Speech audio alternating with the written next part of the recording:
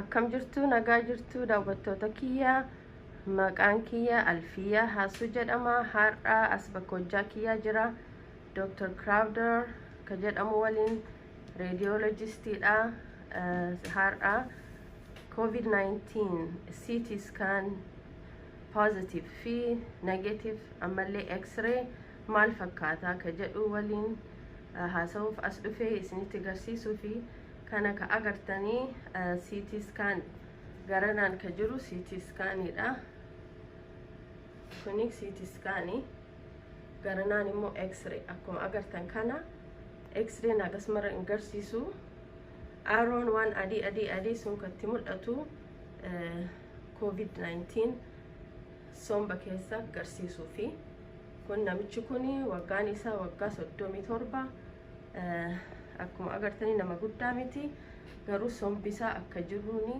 COVID-19 keessa seenee balleessee jira garana yoo agartan ka adiin wanni adiin kun ka mul'atu jiruun adii ka harki irra deemu kuni COVID-19 adiin kun silaa sombii fayyaa qabu gurraacha akka gubbaa kana gurraacha ta'uu qaba kun akka jiruun addaatee balleessee jira jechuudha COVID-19 garanaan ka mul'atu sombii kun fayyaa qaba kun nama tokko sombi isaa garana harka kiyya ka irra jiru sun fayyaa qaba akka agartan waan adii homa takka keessan qabu garana laala gara yoo laaltan immoo waan adii akka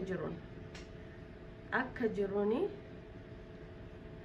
adii kana yoo agartan kana COVID-19 akkana fakkaata CT scan irra wata agarsiisu namichi kuni hafuura baafachuu hin danda'u somba isaa pneumonia ka jedhamutu keessa jira hafuura baafachuu fi oksijiinii galchuu baay'ee nama rakkisaa wayita sombi akkana nama ta'u akkana akkaataa kana si agarsiisuu fi kun adiin kuni akka jiruuni COVID-19 somba namaati kun CT scan kun ka fayyaa leessa garanaan akka agartan qulqulluudha keessi isaa homa takka hin qabu ka agartan kana garanaan ka jiru gara bitaatiin ka jiru somba fayyaadha somba gamaa gamanaan ka jiru ka fayyaa qabu garana yoo agartan immoo sombi COVID-19 keessi isaa akka jiruun addaata jechuudha kun adiin kun marti viral COVID-19 keessa yoo wal bira laaltan garaagarummaa laaluu dandeettanii CT scanning kuni gara bitaa ka jiru kuni dura godhame kuni nama tokko CT scanning kuni nama tokko ji'a 4 dura wayita namichi sun fayyaa qabu COVID-19 osoo hin qabiin dura ka ka'e garanaan immoo dhuftanii yoo laaltanii gara mirgaatiin ka jiru CT scanning kuni ji'a kana keessa bultii torbaanuma keessa ka godhame COVID-19 qabame namichi kuni dhufee hospitaala umriin isaa 63 COVID-19 qaba akkanatti fakkaata yoo akkana laaltanii waan adiin marti kun marti COVID-19 kuni garana yoo laaltan akkana fayyaa qaba fakkaata Dr. Crowder, can you just explain a little bit? So the normal COVID, when you initially see patients, will have the peripheral ground glass opacifications, and that's all you will normally see. As they progress, the ground glass will move inward into the middle of the lungs, as well as the base of the lungs. And as it progresses, you will form crazy paving, which is this white, thick stuff moving through the lung field. Yeah. And then eventually you will have consolidation, which just will turn white. And this person is in the second phase, so we would say. Okay, second phase.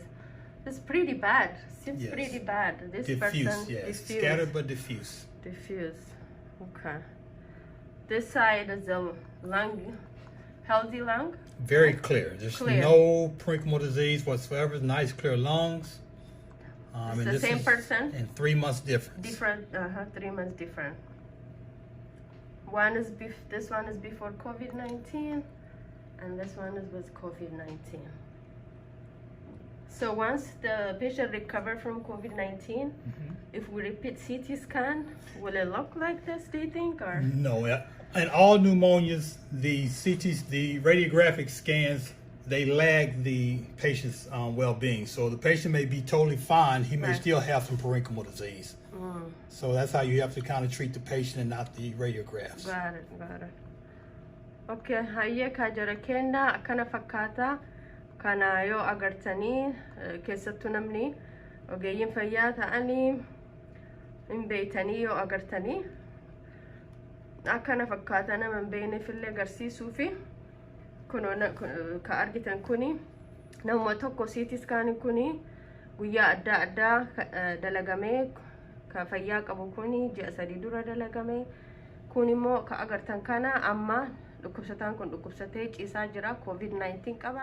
Wata garii negative testii namni tokko akka jedhamutti COVID-19 testii godhamee negative yoo jedhanillee parsantii 30 testiin suni dhugaa ta'uu dhabuun hin mala.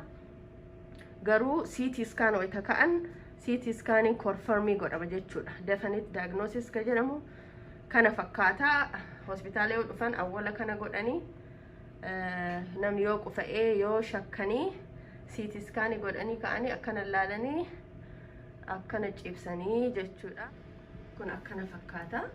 Baay'ee akkuma agartan kana dhukkubni kuni akka malee dhukkuba hamaadha. Somba keessa yoo seenee akka malee nama rakkisaa. Dhukkubsataan akkanaa kuni ventilator ka jedhamu ka qilleensa baasee fi galchuu fi barbaachisaa. Akkuma beeytanitti biyya keenya immoo ventilaatorii waan hin jirreef yoo ventilaatorii hin qabaanne namni akkanaa COVID-19 somba keessa yoo seene bishaaniin guutaa nimooniyaa ta'a.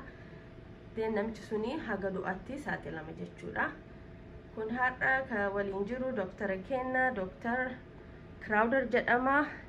Radiologistiidha waliin hojjannaa.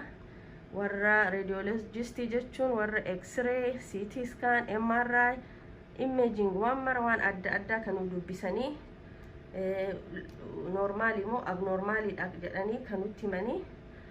Warri kuni akkanuma akka agartanii fi waan daawwattanii fi baay'ee galatooma. Maqaan kiyya Alfiyyaa Hasu jedhama. Nurse practitioner'idha. Information adda waan COVID-19 amma isinitti himuuf yaala. Waan dhageettaniif galatooma. Yoo dandeettan subscribe godhaa. Galatooma.